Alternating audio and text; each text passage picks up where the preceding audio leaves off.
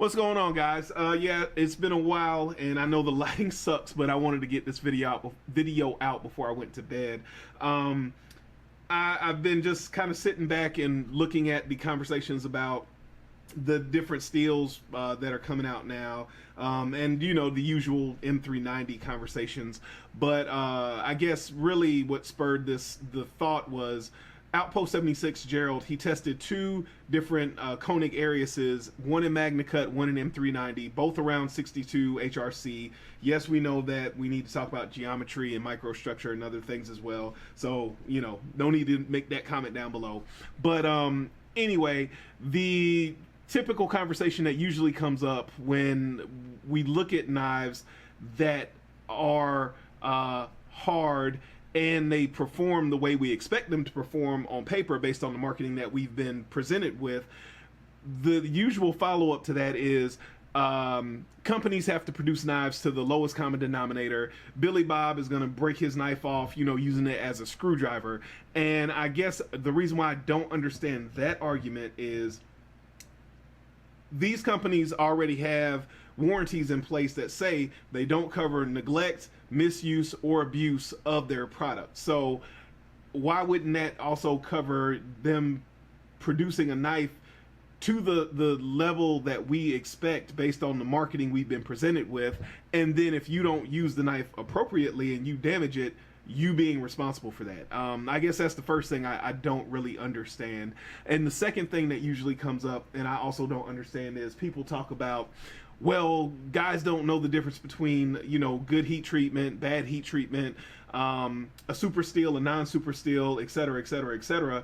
So I guess my next question there would be, then why does it appear that people are chasing different steels, and in the chase of the different steels, they're citing what the marketing is saying? Oh man, this steel's got crazy corrosion resistance. Oh man, this steel's got crazy toughness. Oh man, this steel's got crazy wear resistance, etc., etc., etc.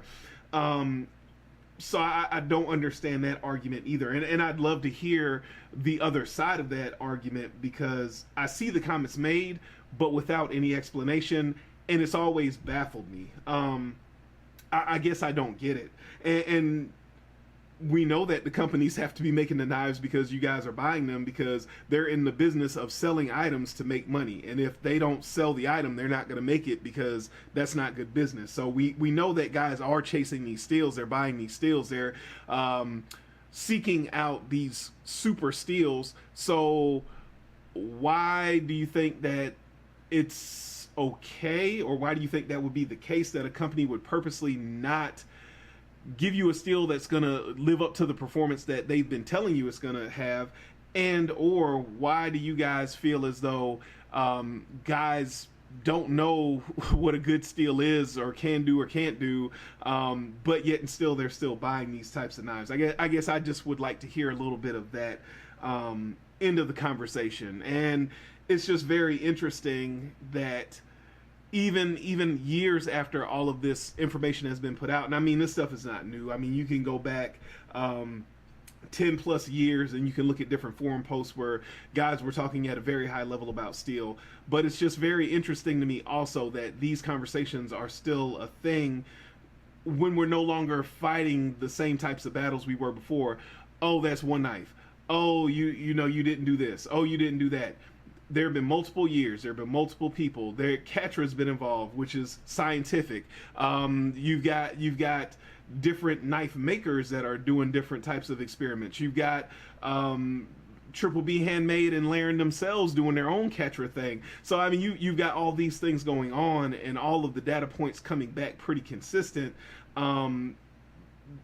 That what we're seeing is not necessarily giving us the best representation of the steel that we think we're buying. So I'd be interested to hear from you guys. I'll try to make another video. I actually recorded a video on this knife here, which is obviously a Sage in M4. I got a little bit of corrosion on it, and I want to make a similar video. I've done the rust video before, but I also don't know why rust seems to be such a big conversation in the EDC folder community. I just have never had, and I live in the southeast. It's well over 100 degrees most of the summer, very humid. I carry my knives all the time in my pocket. I carry knives in a leather sheath from time to time, depending on where I'm going. I've had knives get rust on them from me leaving them outside in thunderstorms, etc. Accidentally. This knife I accidentally washed and dried, and you can see it's fine. It's fine. Yeah, is it a little ugly? Does it have a little surface blemish? Absolutely, but it's really fine. So that's a whole different video. But I'm interested to hear what you guys have to say about the why would factories produce knives that way purposely. If that's your standpoint, I'm not saying that they do. I'm just saying that's the argument that I hear. And why do you think people want these steels if they don't know what a good steel and a good and a bad steel are? So anyway, I'll catch you guys in the next video. Remember, a lazy man carries a dull knife.